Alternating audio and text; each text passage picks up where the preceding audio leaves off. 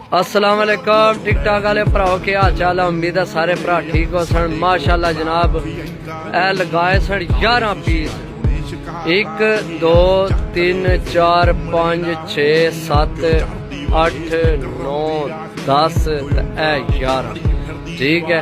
ये 11 पीस लगाए सन। ये जनाब सेल हो गए। ये जा रहे हैं जनाब माशाल्लाह जेलम संगोई मलक आज़ाद साहब जनाब परचेज किते अल्लाह पाक उन्होंने नसीब करे। जनाब पीस चेक कर लो बिल्कुल हेल्दी एक्टिव सही है। जियां कबूतर जनाब दसे सन उइयां बिल्कुल जनाब हेल्दी एक्टिव सही है।